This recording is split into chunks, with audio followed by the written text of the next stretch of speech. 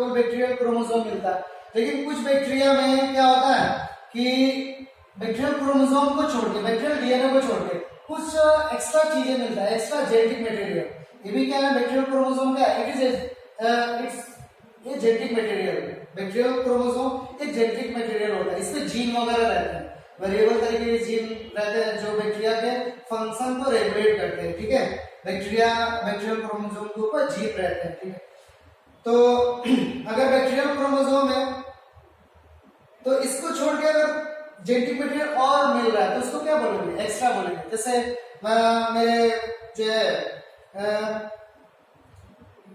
मेरे क्या पर्स में बोल सकते हैं कि 10 रुपए है और मेरे को पता नहीं, मेरे ऊपर वाले जेब में मतलब पैसा नहीं था, अचानक से मतलब देखा कि हाँ 10 रुपया है ऊपर वाले जेब में, तो मेरे पास पहले तो मेरे माइंड में था कि 10 रुपया है, लेकिन अब फिर बाद में लेटर ऑन पता चला गया 10 रुपया ऊपर वाले जेब में भी है, तो 10 रुपया मेरे पास क्या निकल गया, एक्स्ट्रा निकल गया। ठीक है, दोनों पैसा है तो एक मतलब जो है क्या हो गया कि 10 रुपया एक्स्ट्रा निकल गया। तो उसी तरीके से सेम टू सेम यहाँ पे कंडीशन है कि बैक्टीरियल क्रोमोसोम जेनेटिक मटेरियल तो है ही है यहाँ पे, और अगर इसको छोड़ के अगर एक्स्ट्रा जेनेटिक मटेरियल है, एक्स्ट्रा जीन कहीं पर प्रेजेंट है, तो उस एक्स्ट्रा जेनेटिक मटेरियल को अपन क्या बोलते हैं, प्लाज्मिड। ठीक है, तो यहाँ पे मैं मेंशन कर दे रहा हूँ बैक्टीरियल क्रोमोसोम को छोड़ के अगर और भी जेनेटिक मटेरियल जो है प्रेजेंट है तो this one is called plasmid, और इसी को अपन जो है प्लाज्मिड बोल रहे हो, प्लाज्मिड।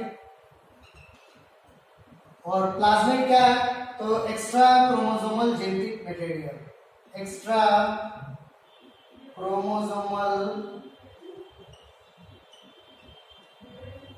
Genetic material.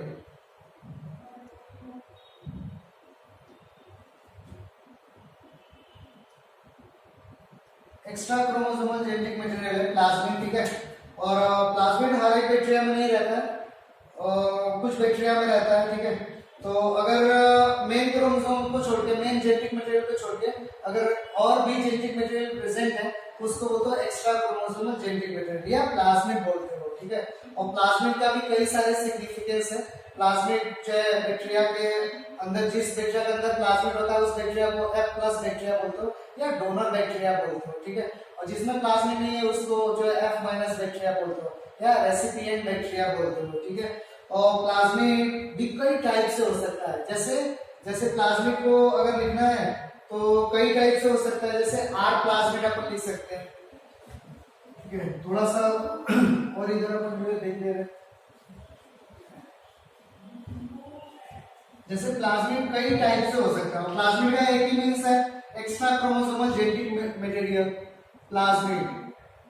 ये कई बार ओलंपियाड वगैरह में पूछा कि मतलब प्लाज्मिड का कोई पार्ट दे देगा और पूछेगा इसका मतलब क्या हुआ, जैसे दे दिया कि R प्लाज्मिड इस तरीके का, तो R प्लाज्मिड, F प्लाज्मिड, कोल प्लाज्मिड, TI प्लाज्मिड, और कई टाइप से है। जैसे आप जो जैसे, और आप ये तो नॉर्मल तरीके का है, और भी कई है, जैसे मैक MSC उसको बोलते हैं, Mac YAC, hack, BAC, back, cosmid, फैसमिड। ठीक है, PBR 322 और कई तरीके का, PUC, कई तरीके का जो है प्लाज्मिड होते हैं, लेकिन कुछ प्लाज्मिड जो आपके मतलब पूछा जा सकता है जो आपके लेवल में, उसको अपन यहाँ पे डिस्कस किए। ठीक है, तो इतना आप याद रखेंगे। R का मीन्स क्या होता है, तो अपन बोलते हैं रेजिस्टेंट प्लाज्मिड, तो इसको अपन लिखेंगे रेजिस्टेंट प्लाज्मिड। और F का मीन्स क्या होता है, फर्टिलिटी प्लाज्मिड, फर्टिलिटी प्लाज्मिड। और कोल का मीन्स क्या होता है, कोल का पोलीसीन प्रोड्यूसिंग प्लाज्मिड।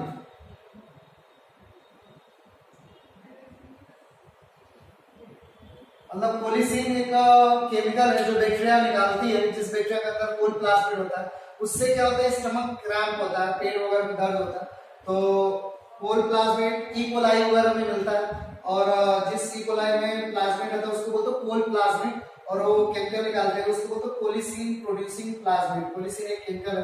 टीआई प्लाज्मिड कौन सा है?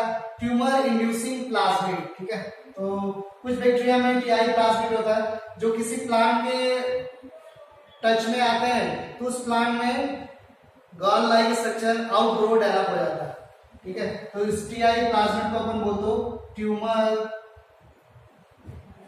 Tumour inducing plasmid.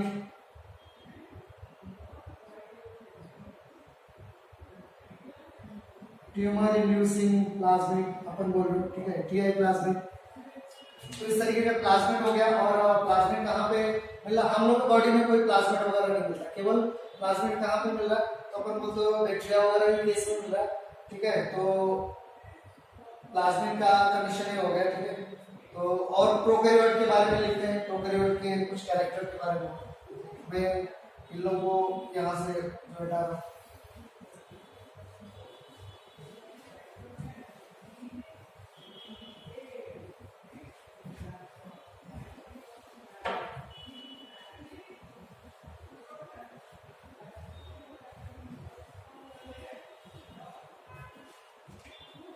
Next point लिखेंगे प्रोकैरियोटिक ऑर्गेनिज्म के केस में membrane bound cell organelles are absent. Membrane bound cell organelles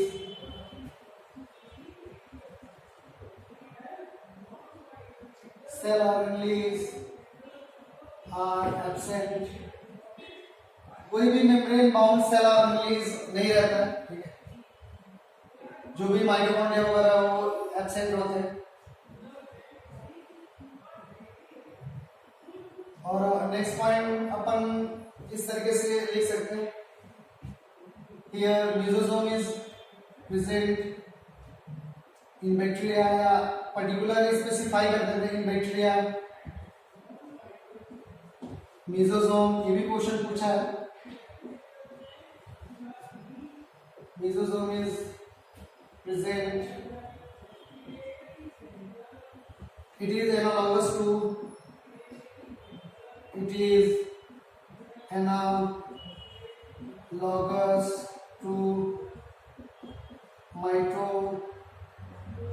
mitochondria. Mesosome mitochondria की तरह काम करता है, ठीक है। इसको अपन जो है थोड़ा सा देखेंगे मेसोसोम को। मेसोसोम कुछ नहीं है, एक प्लाज्मा मेम्ब्रेन का फोल्डिंग है, उसी को अपन जो है मेसोसोम बोल रहे हो।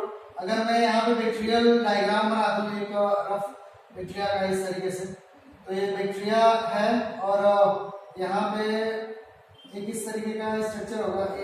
ये तो सेल वॉल हो गया, सेल वॉल, और उसके बाद क्या होगा? तो इस तरीके का एक फोल्डिंग है,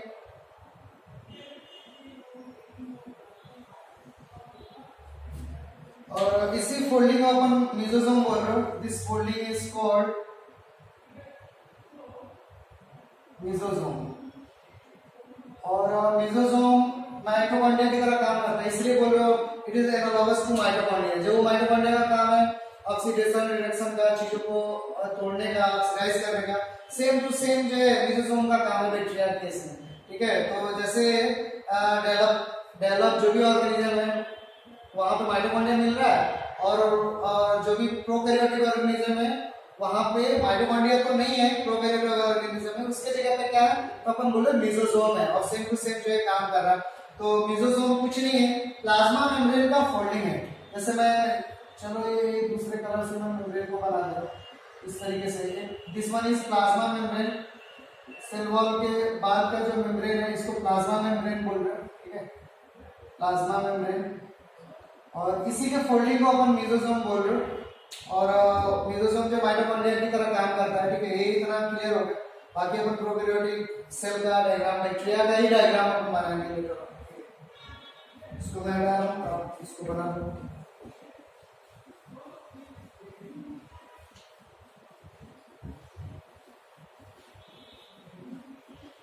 उसके बाद जो भी प्रोकैरियोट सेल के बारे में, प्रोकैरियोटिक सेल, तो प्रोकैरियोटिक सेल के बारे में किसको किसको अपन देखे थे प्रोकैरियोटिक सेल में ब्रॉडली?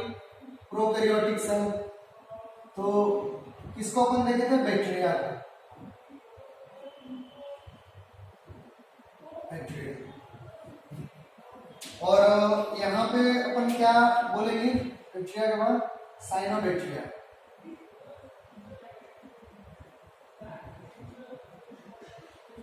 और यहाँ पे क्या बोलेंगे? माइकोप्लाज्मा। तो थोड़ा थोड़ा देख लेते हैं तीनों के बारे में।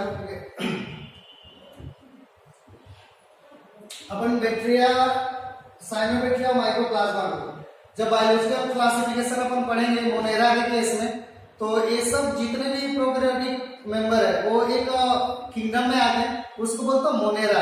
तो अपन जब मोनेरा पढ़ेंगे तो फिर इसको फिर एक बार थोड़ा थोड़ा रिकॉल करेंगे तो आपको फिर जो है समझ में आ जाएगा, ठीक है। और यहाँ पे मैं थोड़ा सा बता दे रहा हूँ कि बैक्टीरिया के बारे में देख रहे हैं कि बैक्टीरिया किस तरीके का है। तो इस तरीके का बैक्टीरिया है, और एक बैक्टीरिया का मैं डायग्राम इस तरीके से बना दे रहा हूँ।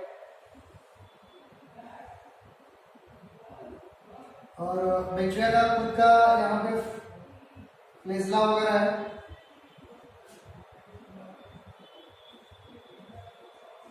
फ्लैजेला या फ्लैजेलम भी लिख सकते हैं, जिसकी वजह से बैक्टीरिया मोटाइल है। और next one is upon mesosome बोल सकते हैं। और this one is mesosome.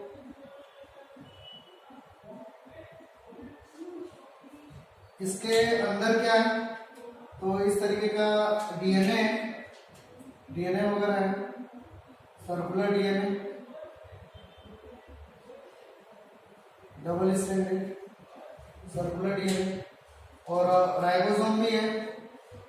Ribosome कौन सा? तो अपन बोलते हैं 70S। और बाकी कुछ रिजर्व फूड मटेरियल है, वैक्यूल वगैरह भी है, गैस वैक्यूल वगैरह। और बाकी इनका ये साइटोप्लाज्म है, रिजर्व फूड मटेरियल है। तो ये नॉर्मल सा डायग्राम है इसका, ठीक है। Bacterial DNA,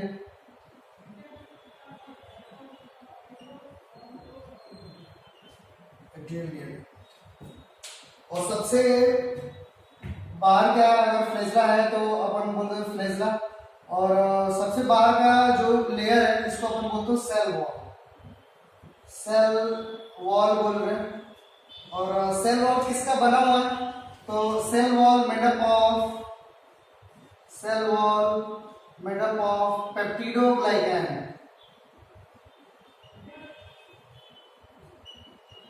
cell wall peptidoglycan का बना हुआ है।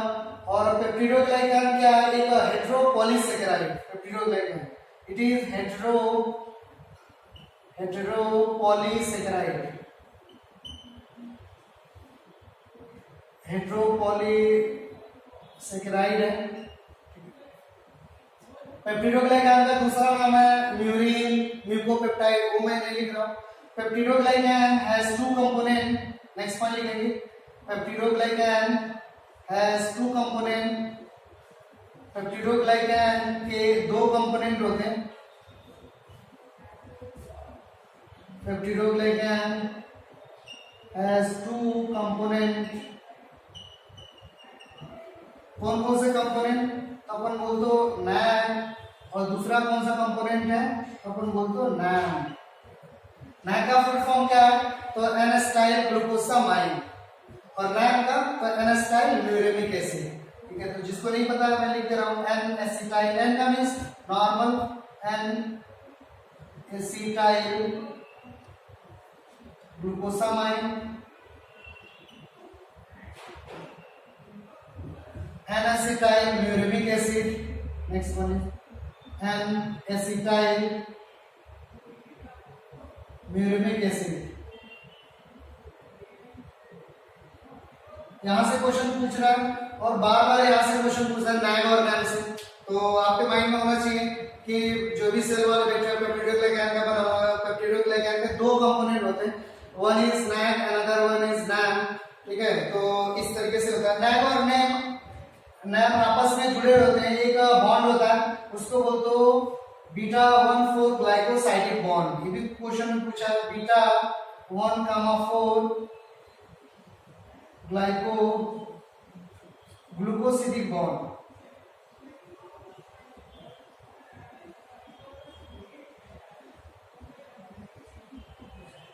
बीटा 1 4 ग्लूकोसाइडिक बॉन्ड से जुड़ा होता है नैग और नैम, ठीक है। और बीटा 1 4 ग्लाइकोसाइडिक बॉन्ड, जो भी ग्लूकोसाइडिक बॉन्ड है, इसको कौन ब्रेक डाउन करता है, कौन सा एंटीबायोटिक, तो अपन बोलते हैं पेनिसिलिन, ठीक है। एक मैं थोड़ा सा एक डायग्राम, रफ डायग्राम बना दे रहा हूं यहाँ पे, इन लोगों को थोड़ा रुक के डिस्कस करेंगे, ठीक है। अगर मान लो कि मैं एक बैक्टीरिया की बात कर रहा हूँ, तो इस तरीके से अपन बैक्टीरिया को बोल रहे हो, और बैक्टीरिया का पूरा बॉडी किसका बना है, सेल वॉल किसका, नैग नैम नैम, यहाँ पे नैग नैम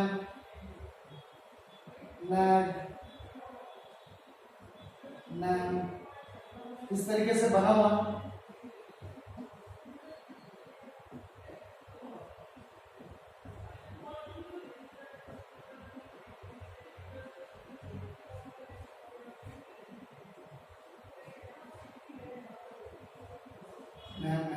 इस तरीके का बैक्टीरिया सेल वॉल बना हुआ।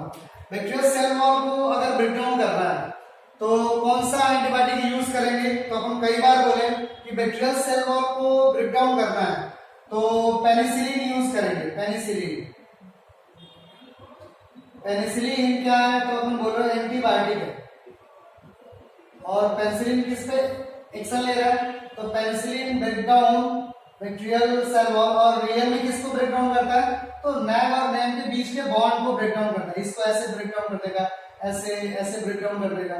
तो जैसे सेल वॉल ब्रेक डाउन हुआ, जैसे सेल वॉल ब्रेक डाउन हुआ, तो क्या बैक्टीरिया सर्वाइव करेगा, बैक्टीरिया बच पाएगा, बैक्टीरिया का मतलब पेट ही फट गया, तो बैक्टीरिया जो जिंदा नहीं रहेगा, बैक्टीरिया क्या हो जाएगा, मर जाएगा।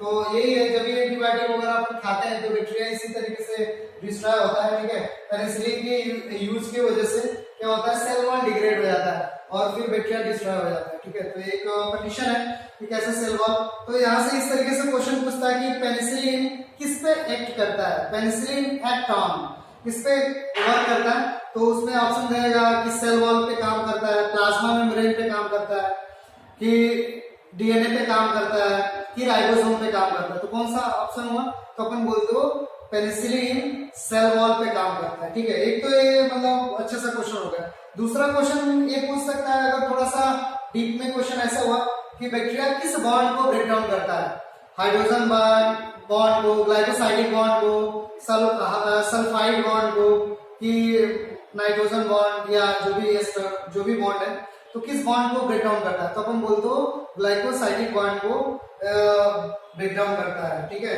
बीटा 1 4 नहीं है, तभी ग्लाइकोसाइडिक बॉन्ड या ग्लूकोसाइडिक बॉन्ड अपन बोल रहे हो, ठीक है। इस बॉन्ड को क्या करता है, ब्रेक डाउन करता है, ऐसा क्वेश्चन में पूछता है। तो ये थोड़ा सा जो बैक्टीरिया के बारे में हुआ कि क्या क्या कैसे है और क्या क्या कंडीशन में दिखाई देता है, और इस तरीके से होगा, ठीक है। तो बैक्टीरिया के बारे में आगे, बैक्टीरिया के बारे में और दूसरे चैप्टर में डिटेल से करेंगे। बैक्टीरिया को शेप के बेस पे डिवाइड करेंगे, स्फेरिकल कॉकस, स्फेरिकल कोई कॉकस बोल रहे हो, स्पाइरल, बैसिलस, ठीक है। तो इस तरीके से बैक्टीरिया को अलग अलग तरीके से डिवाइड करेंगे, ठीक है। तो वो दूसरे चैप्टर में करेंगे। यहाँ पे नॉर्मल था, प्रोकैरियोटिक सेल को लेके चल रहे हैं, तो ज्यादा अपन नहीं बोल रहे, कुछ मतलब कैरेक्टर को डिस्कस करते हैं, तो आप जो जरूर करेंगे, ठीक है।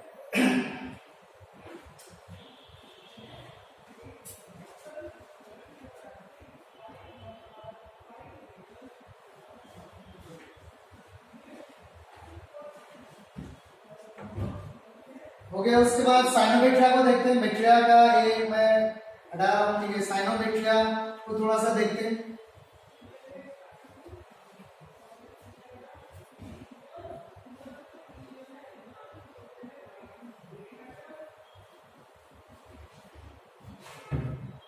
साइनोबैक्टीरिया का दूसरा नाम क्या बोल रहे हो, तो अपन बोलते हो VGA, blue green cyanobacteria.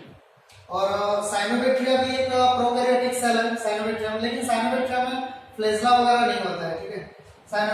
Cyanobacteria सबसे पहले इस दुनिया में ऑक्सीजन को रिलीज किए। इस इन्वायरमेंट में ऑक्सीजन साइनोबैक्टीरिया के आने के बाद मिला। साइनोबैक्टीरिया ही ऐसा ऑर्गेनिज्म था जो इन्वायरमेंट में ऑक्सीजन जो है रिलीज किया, यानी कि फोटोसिंथेसिस किया। और कौन सा फोटोसिंथेसिस? तो अपन बोलते हो ऑक्सीजेनिक फोटोसिंथेसिस। मींस ऐसा फोटोसिंथेसिस किया जिसमें वाटर ब्रेकडाउन हुआ और ऑक्सीजन इन्वायरमेंट में रिलीज हुआ। ठीक है, तो ब्लू ग्रीन एल्गी में अपन जो पॉइंट लिख सकते हैं, it evolve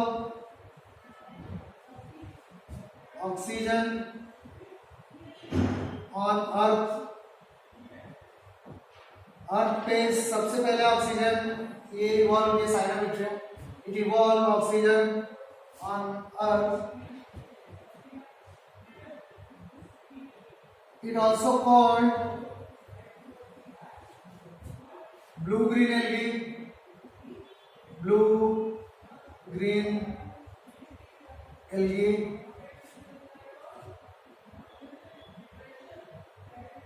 it is filamentous organism।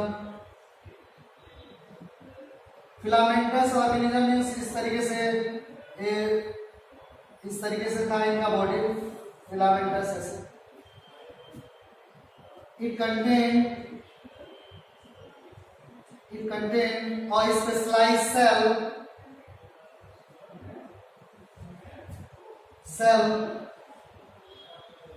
called heterocyst। कई बार क्वेश्चन में पूछा है heterocyst। it contain a specialized cell called heterocyst। Next point लिखेंगे heterocyst help in N2 fixation as well as asexual reproduction।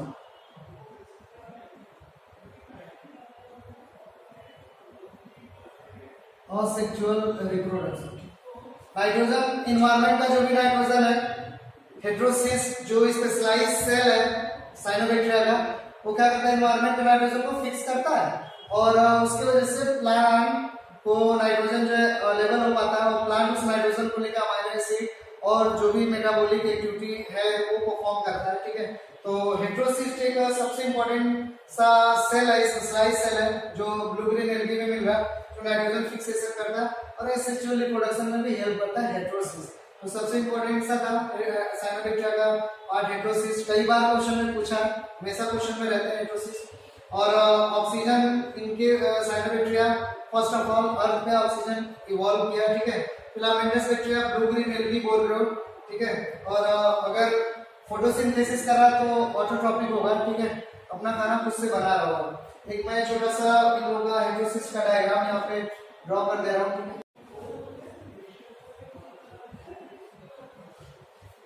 और अगर मेरे को हेटेरोसिस्ट बनाना है या आपको भी इस तरीके से बनाना है हेटेरोसिस्ट, तो इस तरीके से कंडीशन होगा हेटेरोसिस्ट का।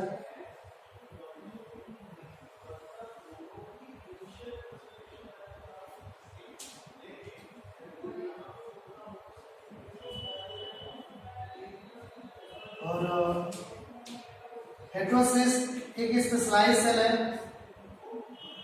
और काफी थिक म्यूसिलेज का कवरिंग होता है हेटेरोसिस्ट के सराउंडिंग में। Heterocyst, this one is heterocyst.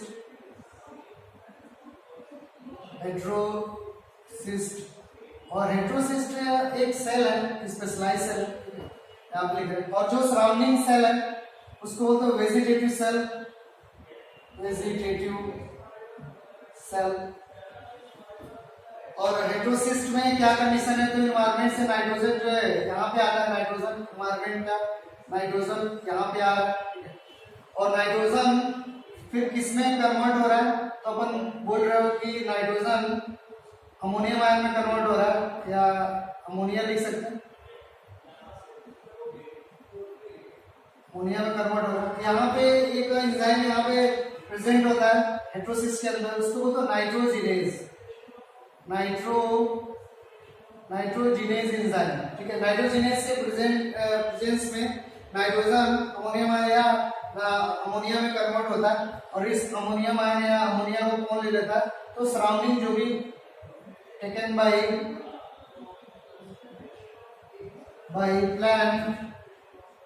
plants and increase growth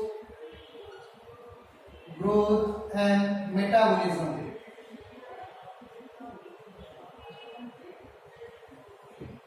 यानी कि सराउंडिंग के जो भी प्लांट है वो नाइट्रोजन को अमोनियम आयन के फॉर्म में ले लेते हैं, अपनी ग्रोथ को और मेटाबॉलिज्म को प्रमोट करते हैं। ठीक है, यानी कि अगर यहाँ से इस तरीके से बोला गया कि साइनोबैक्टीरिया क्या बायो फर्टिलाइजर की तरह काम कर सकता है, तो आप बोल सकते हैं कि साइनोबैक्टीरिया बायो फर्टिलाइजर की तरह जो है काम करता है।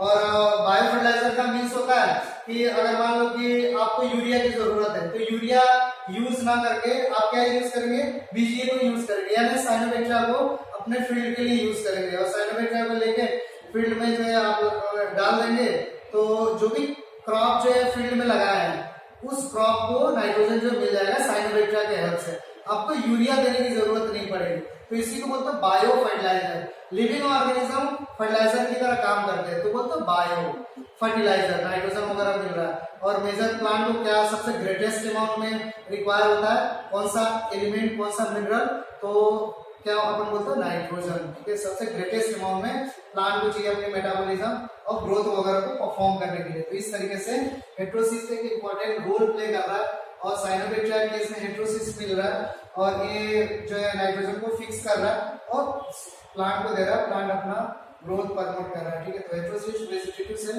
और नाइट्रोजिनेज वगैरह है। नाइट्रोजिनेज जो एंजाइम है वो ऑक्सीजन सेंसिटिव है, ऑक्सीजन अगर यहाँ पे प्रेजेंट रहेगा तो नाइट्रोजिनेज काम नहीं करेगा और ये प्रोसेस जो है नहीं हो पाएगा, पूरा का पूरा हेटेरोसिस जो है डिस्ट्रॉय हो जाएगा। तो नाइट्रोजिनेज की एक्टिविटी को कौन अफेक्ट कर रहा है, तो अपन बोलो ऑक्सीजन। तो यहाँ पे एनारोबिक कंडीशन जो है यहाँ पे रहता है, ऑक्सीजन यहाँ पे डेवलप नहीं होता, तो नाइट्रोजिनेज अपना काम करता रहता है। ठीक है, तो नाइट्रोजिनेज को कौन बनाता है, nitrogenase form by nif gene, NIF, nif gene. Nitrogenase को निफ जीन फॉर्म करता है। जीन को हमेशा स्मॉल लेटर से लिखते हैं, तो इसलिए मैं यहाँ पे लिखा हूँ NIF, निफ जीन। ठीक है, NIF, निफ जीन। तो नाइट्रोजिनेज को निफ जीन जो है फॉर्म करता है। और हेटेरोसिस क्या है, नाइट्रोजिनेज कहाँ पे है, ठीक है, ये सब अपन जो है देख लीजिए। और बाकी जो है हेटेरोसिस्ट में पिगमेंट सिस्टम सेकेंड जो है एब्सेंट होता है, केवल फर्स्ट होता है pigment system. It contain only pigment system first, pigment system first. जब अपन जो आगे वाले क्लास में जाएंगे, जैसे 11th वगैरह में जाएंगे, तो फोटोसिंथेसिस अपन पढ़ेंगे, तो वहां पे पिगमेंट सिस्टम को या फोटो सिस्टम को डिस्कस करेंगे। फोटो सिस्टम कुछ नहीं, एक नॉर्मल सा प्रोटीन होता है जो लाइट को एब्जॉर्ब करता है और फोटोसिंथेसिस के जो भी रिएक्शन है उसको परफॉर्म करते हैं। ठीक है, तो एक प्रोटीन है जो लाइट एब्जॉर्बिंग है, लाइट को एब्जॉर्ब करता है और कुछ नहीं है। ठीक है, तो इसको डिटेल से बाद में करेंगे। ठीक है, पिगमेंट सिस्टम फर्स्ट। और यहाँ पे वेजिटेटिव जो सेल है यहाँ पे क्या प्रेजेंट होता है, तो P first and P second both pigment system जो है प्रेजेंट होते हैं, दोनों पिगमेंट सिस्टम प्रेजेंट होते हैं। इसका भी रीजन है कि क्यों हेटेरोसिस में केवल P1 प्रेजेंट होता है, P2 नहीं प्रेजेंट होता है, क्योंकि पिगमेंट सिस्टम सेकेंड वाटर को तोड़ता है और वाटर को तोड़ने के बाद ऑक्सीजन रिलीज होता है। अगर ऑक्सीजन रिलीज हुआ तो नाइट्रोजिनेज काम नहीं कर पाएगा, इसीलिए यहाँ पे P सेकेंड नहीं रहता। अगर P सेकेंड हो गया तो ऑक्सीजन भी आ जाएगा, अगर ऑक्सीजन आ जाएगा तो फिर नाइट्रोजिनेज काम नहीं कर पाएगा। इसीलिए मतलब गॉड जो भी डिजाइन करता है तो सोच के ही डिजाइन करता है। ठीक है, तो यहाँ पे P सेकेंड एब्सेंट है, यहाँ पे दोनों जो है प्रेजेंट होते हैं। तो इस तरीके का साइनोबैक्टीरिया का एक जो हेटेरोसिस का डायग्राम वेजिटेटिव सेल का है। ठीक है, और साइनोबैक्टीरिया का भी बॉडी एनास्टाइल ग्लूकोसामाइन का बना होता है, और नाम का एनास्टाइल न्यूरामिक एसिड का भी बना होता है। ठीक है, साइनोबैक्टीरिया का केस ये हो गया। और साइनोबैक्टीरिया भी एक प्रोकैरियोटिक ऑर्गेनिज्म। माइकोप्लाज्मा के केस को थोड़ा सा डिस्कस करते हैं कि माइकोप्लाज्मा का केस में इतना समझ में आ गया सबको तो इसको अच्छे से जो है डायग्राम वगैरह बनाना है, ठीक है। Next one is mycoplasma. तो नेक्स्ट आप हेडिंग डाल लेंगे माइकोप्लाज्मा। मैं इसको हटा रहा हूं यहाँ से।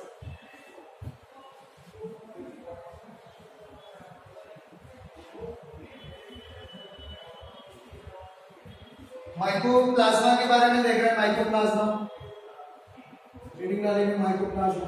माइकोप्लाज्मा में सबसे इंटरेस्टिंग ये चीज है कि माइकोप्लाज्मा के ऊपर जो है सेल वॉल नहीं है, और सेल वॉल नहीं होने की वजह से ये अपना शेप वगैरह बार बार जो है चेंज करता रहता है, ठीक है।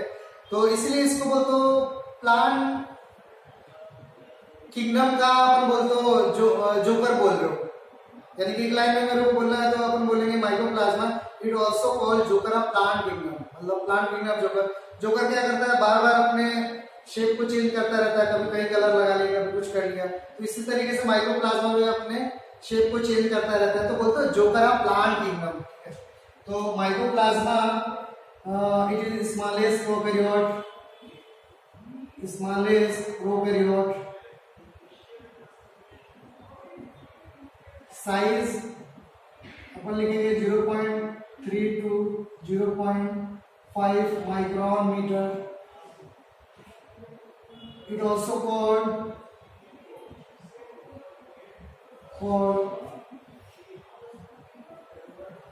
Joker of plant kingdom. It also called joker of plant kingdom. और क्यों बोल रहे हो ये मैं बता दिया, ठीक है। Cell wall is absent, cell wall is absent. अगर सेल वॉल नहीं है तो क्या पेनिसिलिन काम करेगा इसके ऊपर? तो पेनिसिलिन काम नहीं करता। तो एक पॉइंट इंपॉर्टेंट सा पॉइंट हो जाता, it show resistant with penicillin. क्यों रेजिस्टेंट है? क्योंकि सेल वॉल नहीं है, और पेनिसिलिन किसको ब्रेक डाउन कर रहा है? सेल वॉल को। तो ये अगर माइकोप्लाज्मा को मारना है तो पेनिसिलिन से तो मरेगा नहीं, ये तो फैक्ट है, ठीक है। पेनिसिलिन देंगे तो खुश होगा, हंसेगा कि हाँ फालतू में दे दिया, ठीक है। तो इसको अपन लिख रहे हैं कि शो रेजिस्टेंट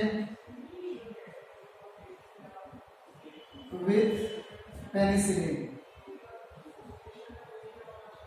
पेनिसिलिन से रेजिस्टेंस को बढ़ रहा है, ठीक है, लेकिन दूसरे एंटीबायोटिक से मर जाता है। जैसे मान लो टेट्रासाइक्लिन, क्लोरोफेनिकॉल, एरिथ्रोमाइसिन, ये जो भी दूसरे एंटीबायोटिक है उससे डिस्ट्रॉय हो जाएगा। क्यों? क्योंकि दूसरा एंटीबायोटिक दूसरे साइड पे एक्ट करेगा। जैसे ये सेल वॉल पे पेनिसिलिन सेल वॉल को तोड़ा है, तो दूसरा एंटीबायोटिक मतलब में भी प्लाज्मा मेम्ब्रेन को तोड़ सकता है, डीएनए को तोड़ सकता है, राइबोसोम को तोड़ सकता है। इसीलिए दूसरे एंटीबायोटिक से माइकोप्लाज्मा क्या हो जाता है? डिस्ट्रॉय हो जाता है, ठीक है। माइकोप्लाज्मा का जो भी बॉडी है ट्राइलेमुलर लेयर का बना हुआ है। प्लाज्मा मेम्ब्रेन ट्राइलेमुलर लेयर का बना हुआ है। Their body is surrounded by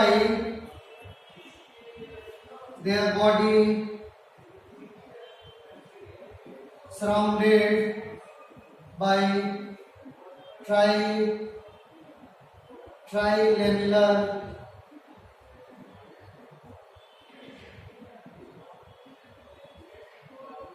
layer.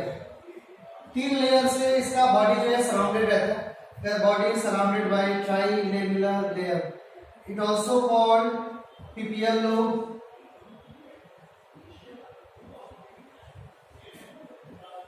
PPLO। ये भी क्वेश्चन इंपॉर्टेंट है। मतलब प्लूरोनिमोनिया लाइक ऑर्गेनिज्म है, मतलब निमोनिया जो कॉजिंग ऑर्गेनिज्म है उसी तरीके से मतलब इसको भी देखा गया है। तो अपन बोलते उसी टाइप से है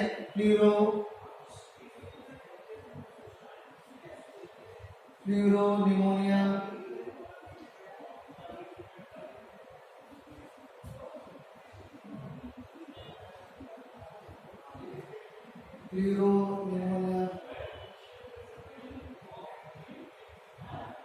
like organism,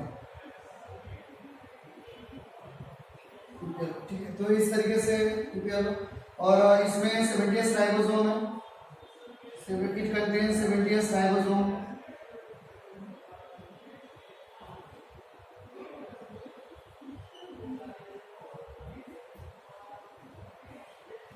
It contains next लिखेंगे इट कंटेन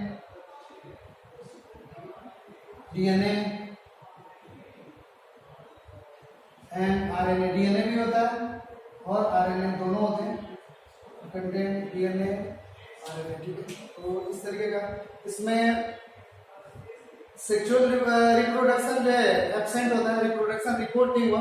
कुछ जगह पे जो है रिसर्च में पता चला कि इसमें कुछ जो है इस तरीके का inclusion micro bodies like structure मिलता है जिसको एलिमेंट्री बॉडी बोलते हो। एलिमेंट्री बॉडी से ये अपना जो है असेक्सुअल टाइप से रिप्रोडक्शन करता है, उसको नहीं अपन मेंशन कर रहे हैं, ठीक है। तो यहाँ पे देखा कि it contain DNA and RNA. Ribosome जो है यहाँ पे राइबोसोम 70s है और माइकोप्लाज्मा प्लांट को भी बीमारी कॉज करता है और एनिमल को भी बीमारी जो है कॉज करता है माइकोप्लाज्मा। और माइकोप्लाज्मा का जो भी डायग्राम है उसको देख लेते हैं कि माइकोप्लाज्मा में क्या क्या है। नॉर्मल सा है, इस तरीके से इसका स्ट्रक्चर आएगा और इसकी बॉडी ट्राइलेमुलर लेयर का बना हुआ है, मतलब बॉडी सराउंडेड है ट्राइलेमुलर लेयर का। और इस ट्राइलेमुलर लेयर में कोलेस्ट्रॉल वगैरह भी है। तो ये ट्राइलेमुलर लेयर का इसका प्लाज्मा मेम्ब्रेन है और इसमें कोलेस्ट्रॉल भी है और हम लोग के भी प्लाज्मा मेम्ब्रेन कोलेस्ट्रॉल है। तो एनिमल कैरेक्टर शो कर रहा है और इस तरीके का यहाँ पे डीएनए वगैरह है।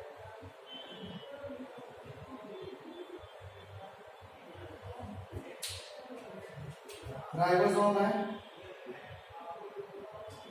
और आरएनए वगैरह है।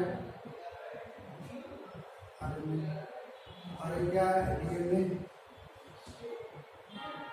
और ये क्या है आरएनए वगैरह। ये क्या है राइबोसोम और कुछ रिजर्व फूड मटेरियल भी इस तरीके से होते हैं और बाकी साइटोप्लाज्म है। और सबसे बाहर का है ट्राइलेमुलर प्लाज्मा मेम्ब्रेन।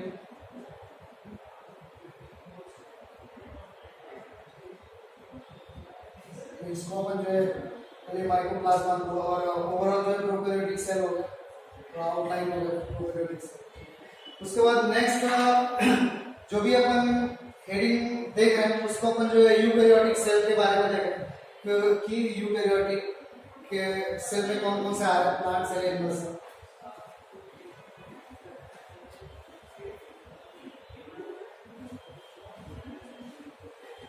तो नेक्स्ट आप जो है हेडिंग बनाएंगे यूकैरियोटिक सेल।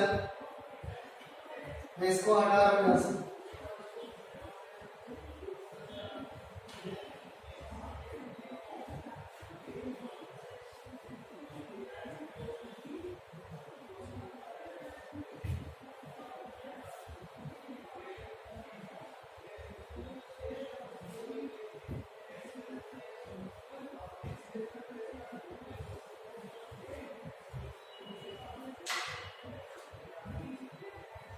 नेक्स्ट हेडिंग अपन डालेंगे यूकैरियोटिक सेल।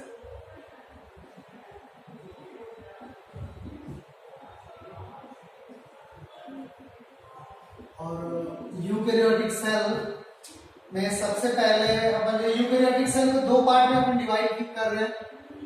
एक को अपन बोल रहे हो प्लांट सेल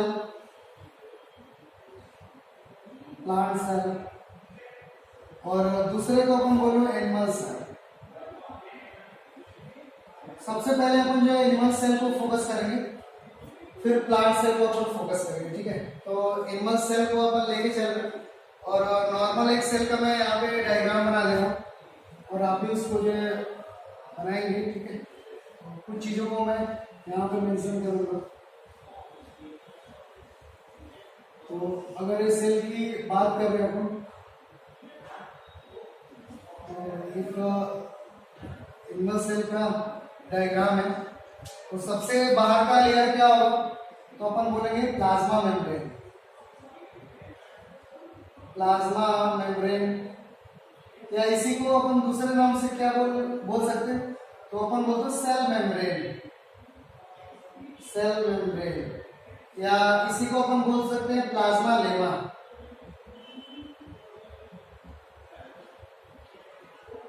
प्लाज्मा लेमा भी बोल सकते हैं, प्लाज्मा लेमा। तो ये कई सारे नाम है, आप याद रखना, plasma membrane, cell membrane, plasmalemma बोल सकते हैं, ठीक है। और ये कैसा प्लाज्मा मेम्ब्रेन को ही पहले फोकस करेंगे। ये लिपिड बाइलेयर का बना होता है प्लाज्मा मेम्ब्रेन, ठीक है, उसको और उसके बाद जो है यहाँ पे इस तरीके का न्यूक्लियस का पार्ट होगा, न्यूक्लियस।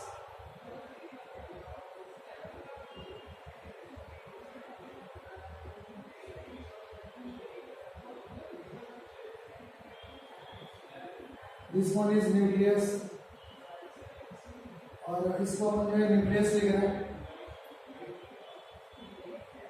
तो न्यूक्लियस में क्या क्या होगा, तो न्यूक्लियस में क्रोमोसोम वगैरह होगा और इस तरीके से थ्रेड लाइक स्ट्रक्चर मैनर में होगा। ये में या अपन बोलो जेनेटिक मटेरियल या क्रोमेटिन में लिख दे रहा हूँ, क्रोमेटिन, इसी को अपन डीएनए बोल रहे हो, जेनेटिक मटेरियल।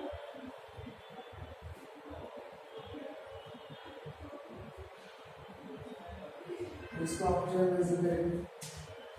उसके बाद क्या इसमें और क्या है, तो अपन बोल रहे हो न्यूक्लियोलस, और दूसरे भी सेल ऑर्गेनेल है अमॉर्फस विदाउट मेम्ब्रेन बाउंड, तो इसको अपन लिख रहे हैं न्यूक्लियोलस। तो इस तरीके का है। और देखिए क्या क्या है, तो न्यूक्लियस के आउटर मेम्ब्रेन से सेल ऑर्गेनेल जुड़ा हुआ, और इस सेल ऑर्गेनेल को अपन क्या बोल रहे हो, तो अपन बोलते हो ईआर, एंडोप्लाज्मिक रेटिकुलम, ईआर। और उसके बाद दूसरा एक सेल ऑर्गेनेल है,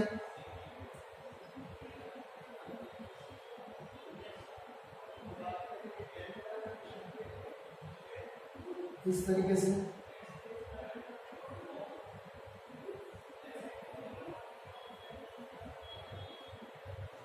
तो इस सेल ऑर्गेनेल को क्या अपन बोल रहे हो, गोल्गी बॉडी, गोल्गी बॉडी बोल रहे हो। और फिर इस तरीके का सेल ऑर्गेनेल है यहाँ पे, जो ब्रॉड सेल ऑर्गेनेल उसी को मैं यहाँ पे ड्रॉ कर रहा हूँ, ठीक है। तो इस सेल ऑर्गेनेल को क्या बोल रहे हो, तो अपन बोलो लाइसोसोम। लाइसोसोम कहाँ से डिराइव हुआ, तो अपन बोल रहे हो कि गोल्गी बॉडी से डिराइव हुआ या डेवलप हुआ लाइसोसोम। और अपन और एक सेल ऑर्गेनेल को बोल दे रहे, बना दे रहे।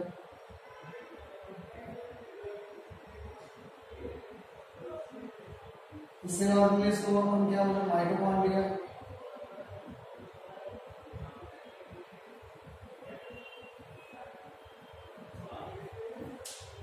और राइबोसोम भी है, मैं एक साथ राइबोसोम को बना दे रहा हूँ। राइबोसोम साइटोप्लाज्म में भी है और ईआर के ऊपर भी रहता है राइबोसोम, मैं एक साथ दोनों सब यूनिट को बना दिया। राइबोसोम,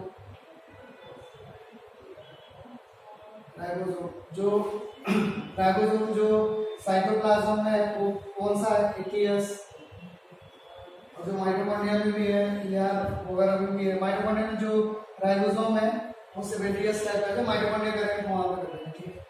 तो ये है, कुछ माइक्रो बॉडीज भी हैं, जैसे छोटे छोटे माइक्रो बॉडी, इसको अपन बोलते हो पराक्सिसोम वगैरह। कुछ छोटे छोटे वैक्यूल भी हैं, पराक्सिसोम, माइक्रो बॉडीज।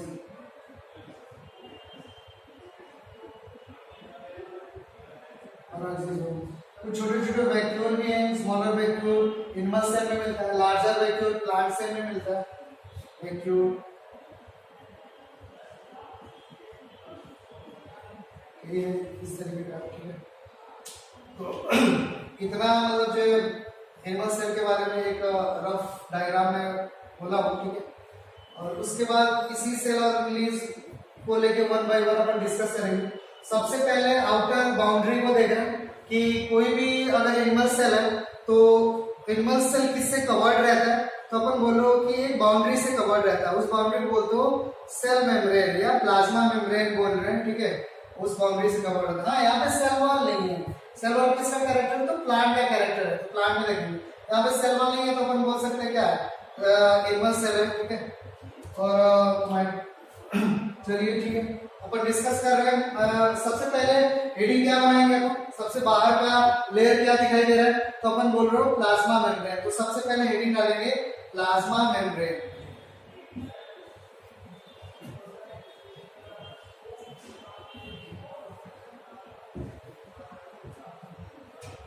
हेडिंग डालेंगे प्लाज्मा मेम्ब्रेन।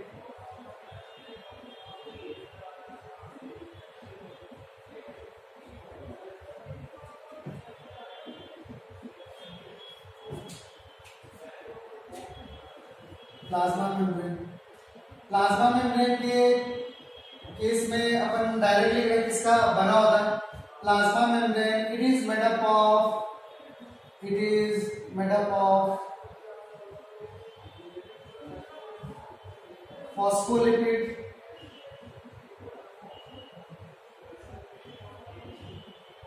फॉस्फोलिपिड का बना हुआ